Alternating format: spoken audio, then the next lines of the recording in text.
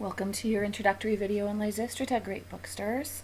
Hope you have some earbuds and you're ready to settle in. You can consult this whenever you like. You'll notice here that Lysistrata is linked. You'll see several links throughout this PowerPoint.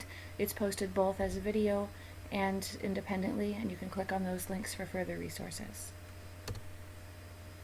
Lysistrata was written in 412 BC and then performed at Athenian festival around 411 BC. This was the 19th year of a civil war between Sparta and Athens.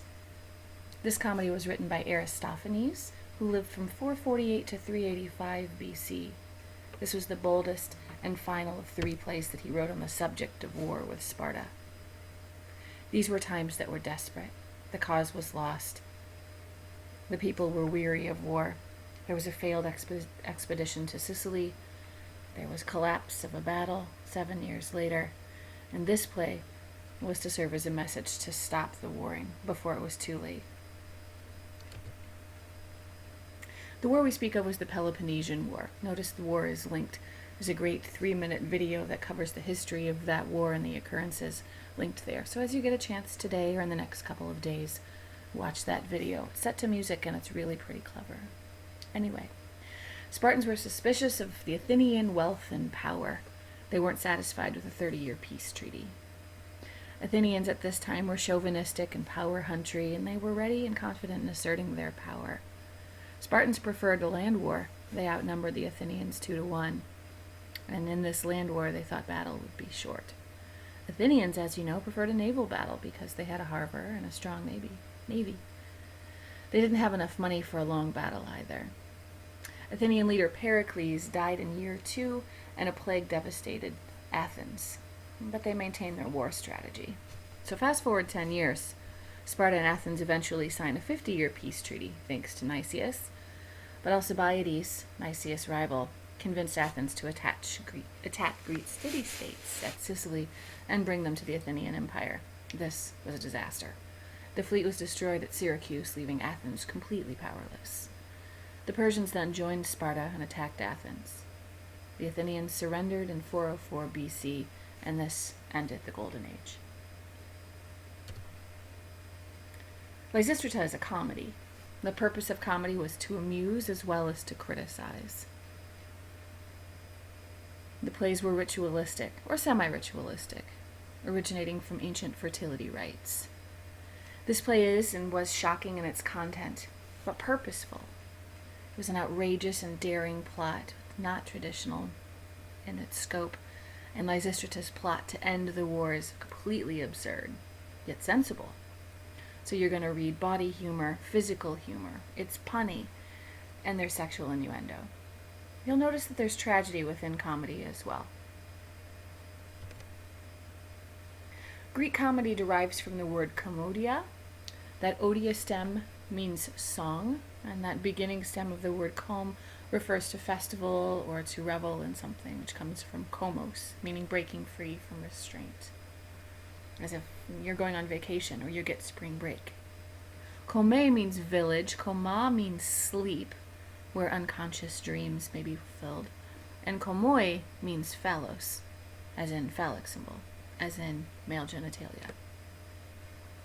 So while tragedy probes the anguish of man when confronted with the limits of his mortality, comedy celebrates a liberation from those limits. So amusement plus criticism. It finds its origins in agricultural festivals, celebrating life of the courtyard and idyllic utopian natural surroundings. They began with the leaders of the phallic processions, which were hymns to the god Phallus. Greek Old Comedy, and the periods are divided into Old, Middle, and New Comedy, more on that as we go.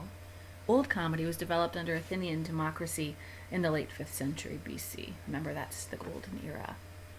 The only poet of the time from whom we possess complete plays is Aristophanes.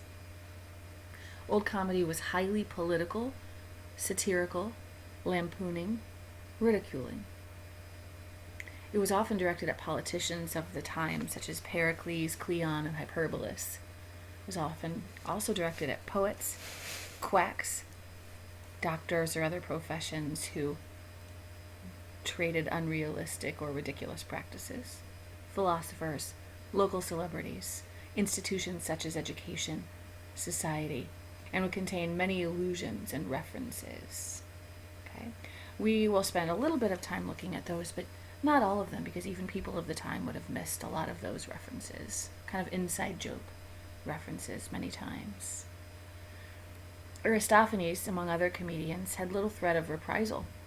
And old comedy is unique in its history of literature due to the freedom of speech. This parrhesia, speaking everything, including obscenity and some scatology. You may want to look up a definition for scatology. Feel free to pause for a second if you want to do that now. Okay, so let's look at some conventions of old comedy. There were 4 actors on stage. You're familiar with the idea of 3 in tragedy, so there are 4 in comedy. They wore grotesque masks and elaborate costumes, often padded rumps and outrageously oversized phalluses made of leather. It was funny. People laughed. They were ridiculous in size. It broke taboo. The chorus contained 24 members. The structure of the play was this. It would begin with a prologue. That's familiar from Oedipus. And the next was a portion called the agon. This was a contest or a debate between the protagonist and the chorus.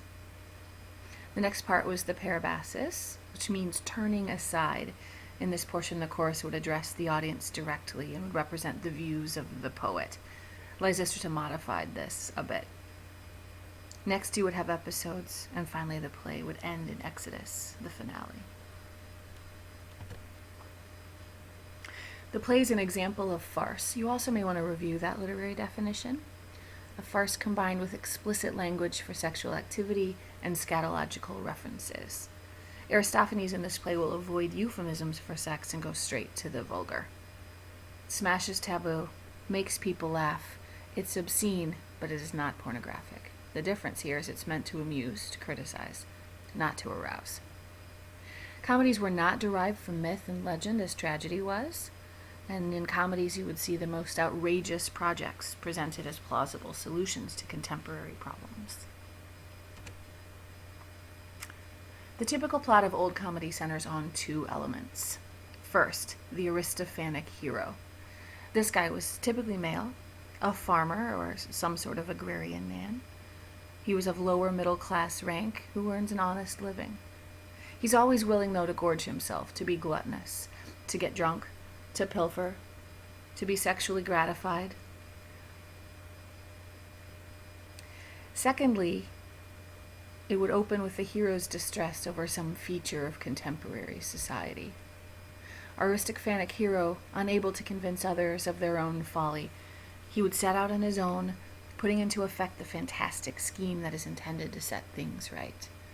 Guy has a crazy idea and is on a mission to make it work. This fantastic scheme puts the hero at odds with the chorus, who's eventually won over, and some other authority figure. The play typically ends with a triumphant exit and a sense of redemption or cure. The hero is victorious. As you read, you'll see some of Aristophanes' style. Obviously, you're reading translation, but these things are true of Aristophanes. He's funny. Aristophanes won many contests. His plays were hilariously and uproariously received. You'll see many allusions or topical references. We won't get them all. We won't even try. You'll notice satire. Targets of his satire were people, institutions, social divisions and classes, etiquette and manners, the political process, education. Nothing was off limits. Aristophanes is very punny, very imaginative and original, coining new words. And there's some comic myth making here. You're not going to see these plays based on a tradition or a collection of myths like the tragic pieces.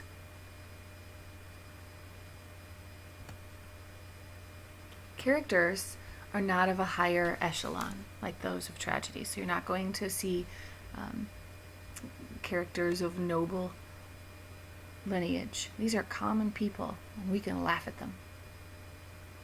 For instance, characters' names that you'll meet in Lysistrata have certain meanings. Lysistrata means disbander of armies. Kalanike means dried weed. Myrrhine is a slang for female genitalia. Lampedo means fire or torch or to gulp alcoholic beverage. You're going to see a divided chorus of 24. The first part of the play, they are divided men and women, and then later on you're going to see them divided as Spartans and Athenians in the Exodus. You'll meet the commissioner, you'll meet Kinesius, and if you know anything about exercise theory, you see familiarity in that word. Kinesthetic refers to movement. In this case, we're talking about sexual movement. You'll meet a Spartan herald, a Spartan ambassador, and a sentry. The plot of the story is simply this. The Athenian women are fed up with the Peloponnesian War, so they barricade themselves in the Acropolis. After this, they orchestrate a sex strike in order to force their husbands to vote for peace with Sparta. The setting is consistent, on a street in Athens, in front of a gate of the Acropolis. Okay, let's talk about structure of a classic play for just a minute, as Aristotle discusses. This information comes from Aristotle's On the Art of Poetry from 350 BC. Okay? According to him, there are 3 unities: place, time, and action. Unity of place is that the stage represents one single location. In this case, we have the front of an architectural structure on a street. Unity of time is the events of a single day. This changes over time. Unity of action is that it follows one storyline with no subplots. And these unities were so revered by generations that they became adopted as rules of playwright until about the 20th century, when we stretched them and alter them. But you can still see this placement in comedic episodes on television. Greek plays originated from dithyrambs, which you'll remember, those short poems written in an inspired, wild, and irregular strain, and then later developed into dialogue format of dramatic literature. Aristotle continues to talk about 6 principles of quality poetry, and these are in the order of importance according to him. This comes from his work in the Poetics. The first is plot, referring to episodes and action. The second is character. The third is thought or theme. The fourth is language. The fifth is song. And the sixth is spectacle. And we're going to spend more time with these as we go. So if these are just in your notes right now, that gets us started. One term that I want you to know as you begin reading is korypheos. This is the position of the leader of the Greek chorus. And you're going to see a male korypheos and a female korypheos in Lysistrata. Finally, take a moment or two to look through this slide. Okay, it's going to talk to you a little bit about themes in classic Greek comedy. Thanks for listening. Take a look at Schoology for your reading assignment this morning. We'll be back to make some more sense out of these notes as we progress. Remember that this is posted as this video, and these notes are also posted just as a PowerPoint. Have a good day. Enjoy reading the play.